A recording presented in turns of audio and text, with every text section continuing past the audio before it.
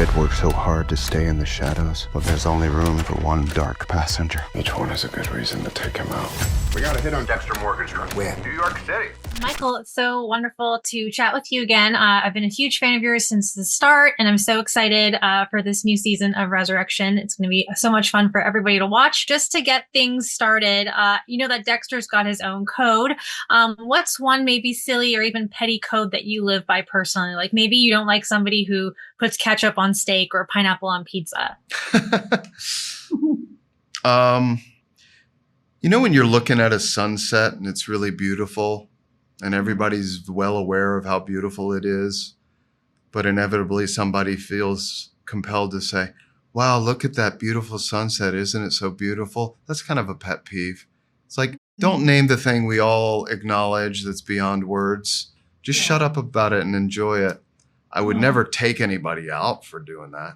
Oh, no, of course not. No. But yeah, no, I totally understand that. You know, getting into spoilers for the show, we can talk all the way up to episode 4. I do want to talk about that premiere because I loved seeing all those familiar faces from the past. I was so excited to see Dokes, Miguel, Arthur, and, you know, I'm wondering Dexter being haunted by his own ghosts, you know, it's also his own guilt sort of speaking to him. What do you think it says about his psyche that his dark passenger is now like this chorus of regrets? Like, is he using it to steer himself morally or just to kind of excuse himself again? Yeah, I think it was a really great place to start for the character and as an actor, just to re-engage with all those people who I've worked with and who I love, and just root the character in the sort of rich mythology of his past and his internal landscape. I think a lot of what's happening in that space between alive and dead, and Dexter's fever dreams, is about him working through some regret and guilt that he's actually ready ultimately to put down. I think the character is finally able to move past his penance, you know, and not forget the past and honor the past and move forward in a way that honors it, in as much as he's recommitted to the code and recommitted to not indulging certain things that he's indulged in the past and have gotten him and the people he cares about in trouble. But I think he's in a place where he can finally put some things down and reclaim himself. And the scene with Angel giving you that Miami sandwich, I thought it was really sweet, but it's also very layered. There's so many different, you know, there's so much tension going on between the two of them. Yeah.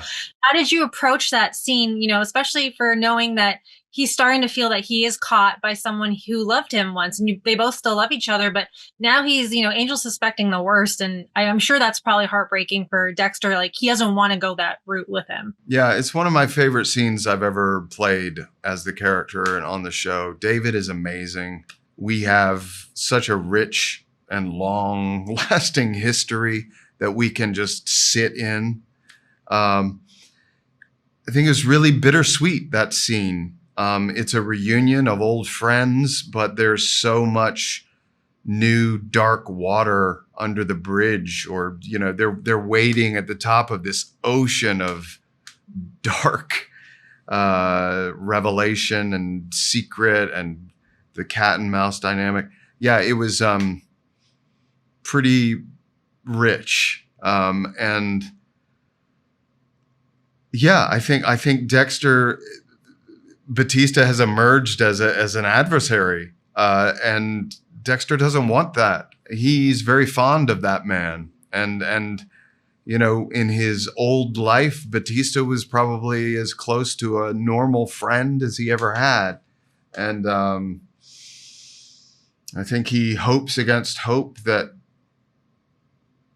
Batista will walk away, but given who he knows Batista to be, and given what he knows Batista suspects, that's unlikely.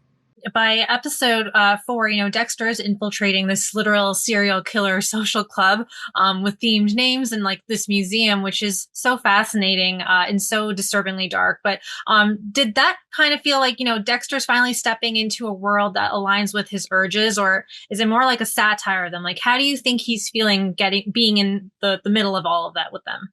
I think he's feeling opposing things at once, which is often the case with Dexter. I think he's enticed by the idea that he can have some sense of camaraderie and intimacy with these like-minded individuals. On the other hand, they're all undeniably code-worthy and need to be taken out. So what's he going to do?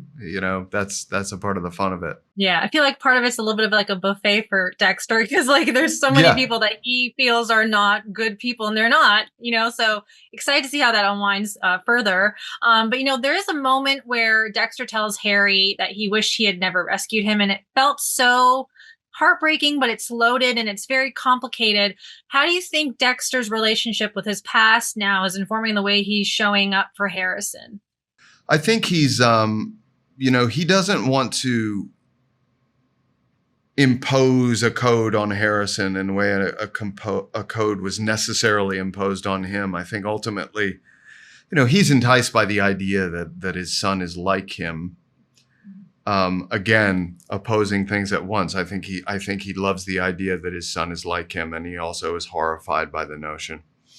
And ultimately, I think he wants Harrison to move forward in the world unshackled by the compulsion that Dexter himself has.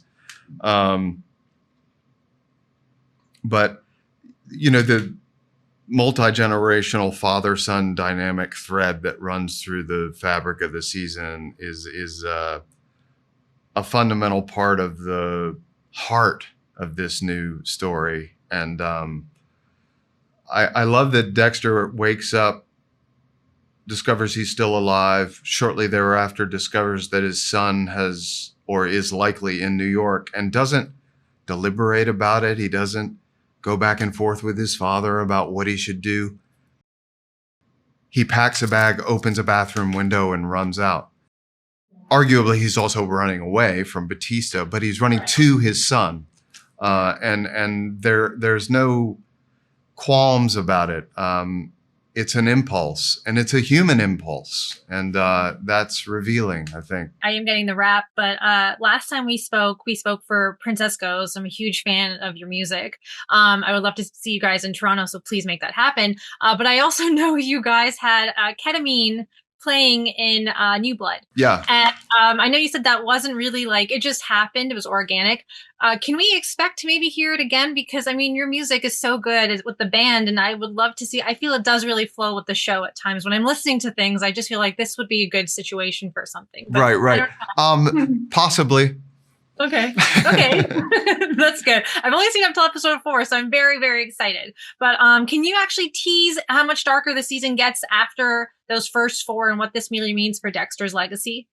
Yeah, I think he's never been in a more sort of an environment of more concentrated darkness than he's in at the threshold of episode 4. And I think, it's reasonable to think that things are going to get pretty colorful and gnarly. I think one thing that Dexter is experiencing with this new lease on or second chance at life is an appetite to take chances and to do things in new ways and maybe riskier ways. He's ultimately honoring the code in a rigid way, but he has this appetite for risk. I think he's a thrill seeker. He wants to ride increasingly big waves.